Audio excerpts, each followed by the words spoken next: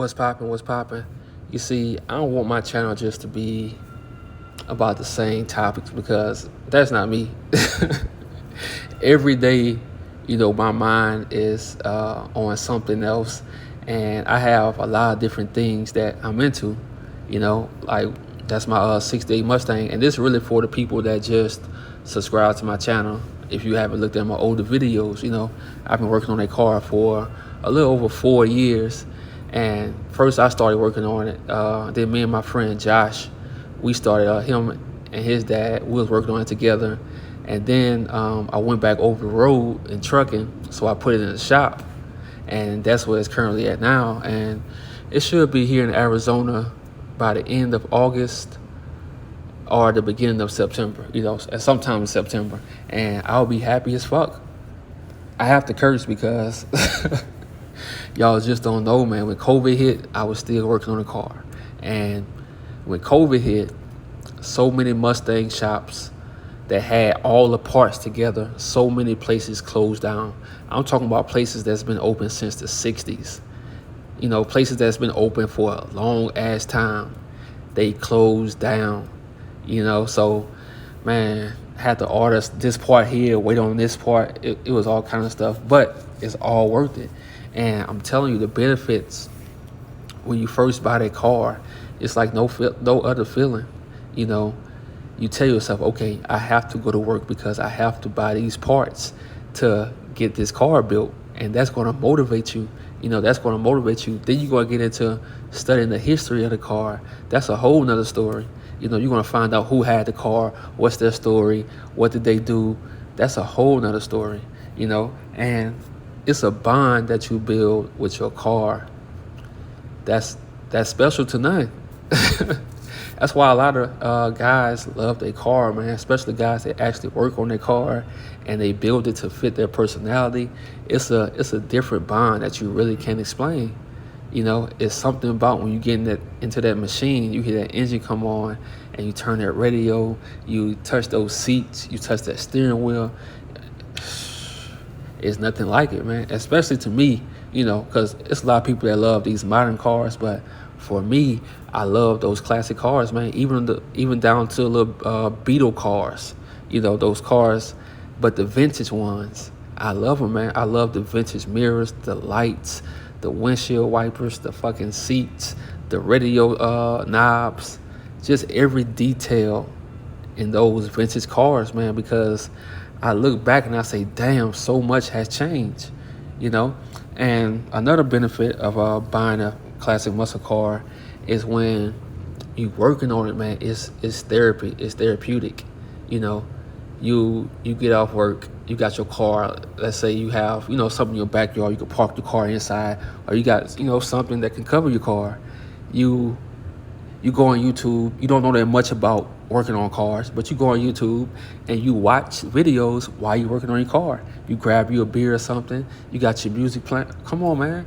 You can't beat that shit, and that's where I say it's so important to find things that you are really connected to and things you really love, because you working on your car is going to save you so much time doing other stupid stuff, doing other things that you don't like doing, wasting time, spending money on things that you don't really want to do, and I'm telling you, man, that's why I say that personal project is important, because that personal project, once you rebuild a car, man, it's no other feeling. Like I say, my car is probably like 95% complete, and I remember when I first got it and it wouldn't start. The steering wheel wouldn't turn. You have to like put all your muscle into it. But I love that. That's why I love seeing people come from nothing to something, like literally nothing. I love that shit. My mom, she used to go pay her bills. It's a place called New Roads, and we used to pass this old school. It was abandoned school, and I used to always just like wonder, like, damn, what kind of kids was in there? What? I just wanted to know the stories of the school because it was abandoned. And ever since then, man, I love abandoned buildings. I love fucking old beat up cars. Like when I start my new book, a lot of my photography with models is going to be like classic cars and a lot of beat up cars, because I think it's so beautiful to have like a beautiful woman next to a car that's, just been used, abused, but still it runs. I don't know why, man. It's just I always been in tune with that kind of style of photography and just in life in general. And another thing about buying a classic muscle car is you're different. It makes you different. It brings out your art. Let's say you're an artist and you want to get a 1978 Camaro, and you're a painter. Imagine you a painter. I'm talking about you take your painting serious and you pulling up in a 78 Camaro. Come on, man. You're not going to be like every other painter out here. I don't care if you just painting trees. You're not going to be like everybody, See, it really makes you stand out in a good way, though. You're not too loud. Everybody has the Vets. Everybody got the new Camaros, the new Chargers, Challengers. Everybody got that. But everybody not pulling up in that 78 Camaro. Especially you an artist. Come on, man. See, you're an artist. That's how you have to do it. But you really have to have a passion for classic cars because it's not easy. Yeah, sometimes if your car not all the way fixed how you want it, sometimes you will have to ride it until it gets to that point. You gonna have to put money into it while you ride it. But that's the art of it. That's the beauty of it. That's the beauty of it. And man, let me tell you, you're gonna get the eyes of older people and younger people.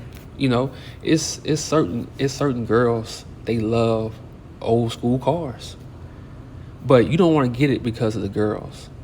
You wanted to get those cars because you actually love it. And I'm gonna tell you how to get it. You go on Facebook Marketplace. You get your car for about $5K to $6K. You go check it out. You bring somebody with you who know about cars. You go check it out. You don't give them no money before you check it out. If it drives, cool. You go drive it. You look, see if it got rust on it. You check the frames, all that stuff like that. Make sure it's not rusted. And you purchase the car and you take your time with it. Sometimes it might take 2 years. It might take 2 years. But when it's done, your whole life will change. And I'm not talking about, you might get rich. No, I'm talking about your life will change. People gonna come talk to you. People gonna come talk to you. It's gonna be a conversation starter. You're gonna appreciate the details of a car. These days, people don't appreciate cars because the car does everything. So you're gonna start appreciating the smaller things in life because you have to roll up your windows yourself. You have to actually do things yourself. You can't just, if you can't just press a button and your door's unlocked. No, you have to actually lift it up. You're going to appreciate cars more, because those cars were made out of metal. These cars are fiberglass, so, and appreciating cars is going to make you appreciate other things more. You're going to see things that everybody else has missed out on because technology has taken over everybody's minds and it has made life easier, So, man, look, if you really want to start this journey, go get you a muscle car, man. Go get you a classic muscle car. Nothing over 6K. That's what I say. Nothing over 6K. And you restore it. You take your time. Do it with your dad. Do it with your uncle. Do it with a friend. Both of y'all build the car together. Take your time. What I'm telling you, and it's going to change your whole life. It's going to change your whole life from within, and from within, without, you go see the results. I'm telling you, this fall I'm going to show y'all. I'm going to have my car on the channel. Hey, it's going to be good times. Y'all have a great Sunday.